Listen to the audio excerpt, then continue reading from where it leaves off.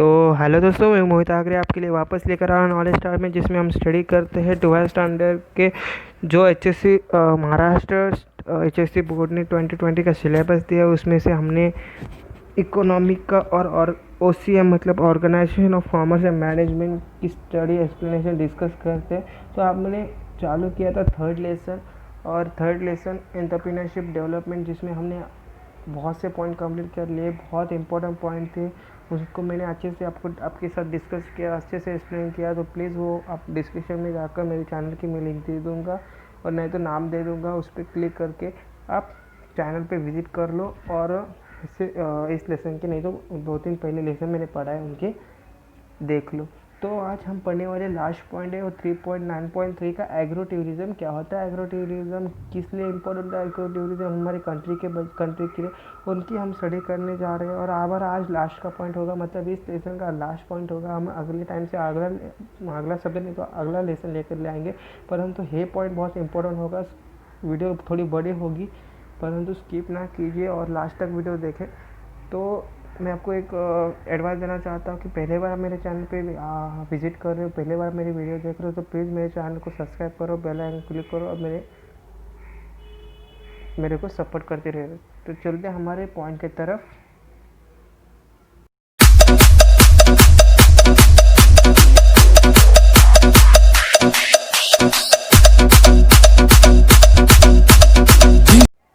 तो हम आ गए हमारे एग्रो टूरिज्म के पॉइंट के। तो मैं आपको टेक्स्ट बुक से थोड़ा अलग एग्जांपल देख के आपको बता देता हूँ। जो अर्बन एरिया में लोग रहते, काम करते, खुद काम करते, दूसरा काम करते, पर उनको बताए नहीं कि किस तरह से वो फूड खा रहे, जो अन्न खा रहे, वो किस तरह से प्लांट किया और किस तरह से प्रोड्यूस किया था, तो उनको मालूम ही नहीं होता। तो इस एग्रो टूरिज्म के माध्यम से या रूरल टूरिज्म के माध्यम से वो क्या सिखाते हैं उनको, किस तरह से वो प्रोड्यूस किया जाता है, किस तरह से प्लांटेशन की जाती है।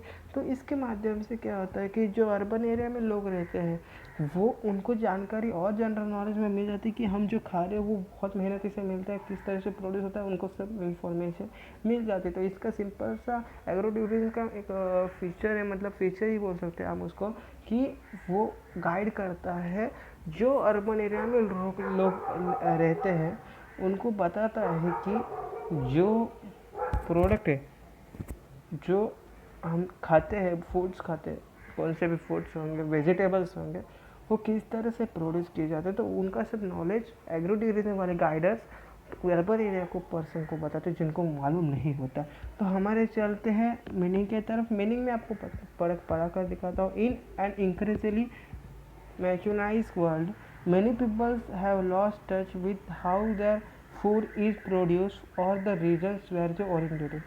Agro-tourism offers tourists a chance to reconnect with the land and provide a hand-on experience. उनको खुद के हाथों से एक्सप्लेन करने की फैसिलिटी प्रोवाइड करते हैं इस एग्रो टूरिज्म में with the local food. Agri tourism activity includes picking foods, trading bees, milking cows and how the education pursued।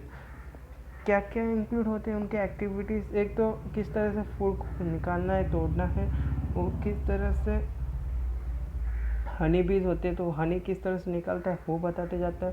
तो किस तरह से मिल्क हम काउ से निकालते हैं वो बताया जाता है। तो एग्री टूरिज्म एक गाइडर के काम करते हैं, वो गाइड करता है। उसके बाद है डेफिनेशन बहुत अच्छे थॉमसन जेफरसन, जो बहुत अच्छे प्रोफेसर है, और उनके कालवधि में उन्होंने बहुत से डेफिनेशन, बहुत रिसर्च करके इस तरह से सिंपल सी डेफिनेशन तैयार की। इन्होंने क्या बोला है, the small land holders are the most previous part of a state. उन्होंने एक बहुत अच्छा स्टेटमेंट दिया है।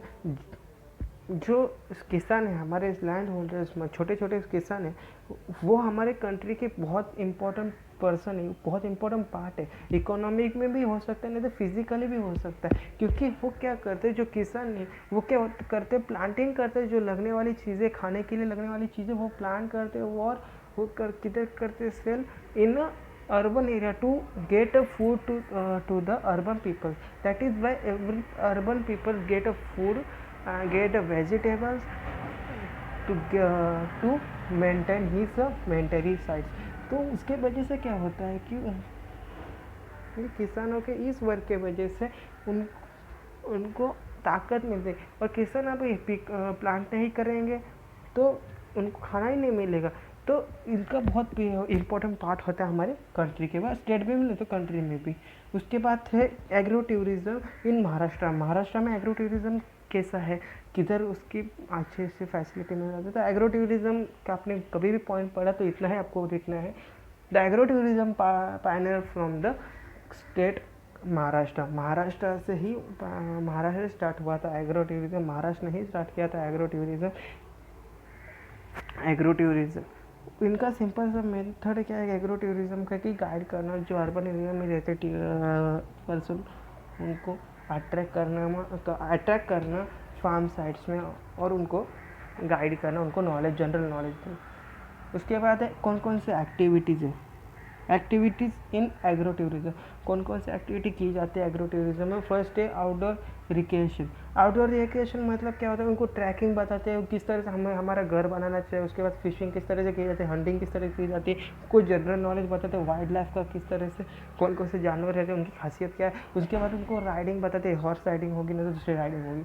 उसके बाद एजुकेशनल एक्सपीरियंस। एजुकेशनल एक्सपीरियंस मतलब उनको किस तरह, उनको खुद के हाथों से एक्सप्लेन करके बताते हैं किस तरह से हम राइस लगाते, किस तरह से हम वेट लगाते, तो उनकी सब प्लांटेशन बता देती है। उसके बाद एंटरटेनमेंट, जो फेस्टिवल्स होते हैं, जो इम्पोर्टेंट फेस्टिवल होते हैं, उन क्या क्या एंटरटेनमेंट होता है उसमें सब उनको अपने आंखों से देख सकते हैं। हॉस्पिटलिटी सर्विस मतलब उनको अपना घर होता है, खुद का घर जो भाड़े पे होता है, परंतु बहुत अच्छा घर होता है, फार्म साइज में सब बहुत अच्छा ऐसा महंगे जैसे घर बनाते हैं। ऑन फार्म डायरेक्ट से, और उनको कुछ खरीदने की ज़रूरत नहीं, उनको उस घर के इसमें ही सब कुछ मिल जाता है। अब हम जाएंगे कोकण साइड, तो कोकण साइड हमें मिलेंगे बहुत सारे फिश मिलेंगे, बहुत सारे रिसोर्ट नहीं बोल सकते, बहुत से किनारे मिलेंगे समुद्र के। तो वहाँ बहुत सारे लोगों ने क्या किया, एक छोटे छोटे हंट बना के रखे, वो छोटे छोटे घर बना के रखे, वो लोगों जो टूरिस्ट आते हैं उनको रहने के लिए, तो उस तरह से फैसिलिटी प्रोवाइड करते हैं जो लोकल एरिया में रहते लोग। तो सिंपल से एग्रो टूरिज्म का इतना छोटा सा एक्सप्लेनेशन था। उसके बाद हम देख रहे थे इंट्राप्रेन्योर। इंट्राप्रेन्योर कौन होता है, वो एम्प्लॉय होता है। इसकी छोटी सी जानकारी दी है, पर इसका बहुत अच्छा एक्सप्लेनेशन आपको आगे जब जाओगे और सीखोगे बिजनेस के बारे में।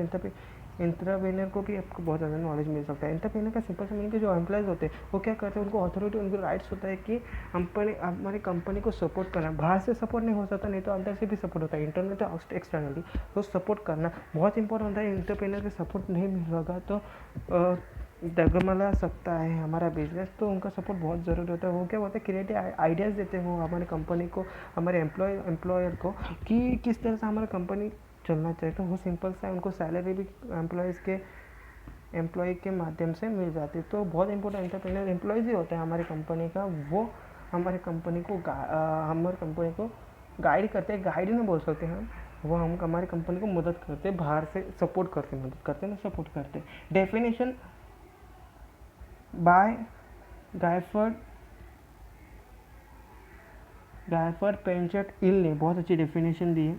Entrepreneur are the dreamer who take hand-on responsibility for creative innovation of any kinds within a business.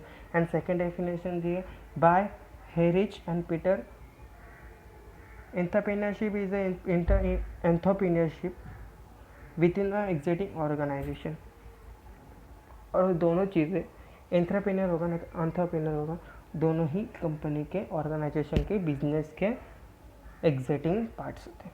तो सिंपल सा आज का लेसन पूरा कंप्लीट हो गया। थोड़ा छोटा बहुत अच्छा वीडियो मैंने बनाया और मैंने पूरा लेसन आपको एक्सप्लेन करके दिखा। मेरे को बहुत खुशी हो रही है कि मैंने आपको इस तरह से एक्सप्लेन करके बताया। तो thank you for watching my video, thank you for supporting my video and thank you for visiting my channel. तो चलते, थैंक यू, जय हिंद।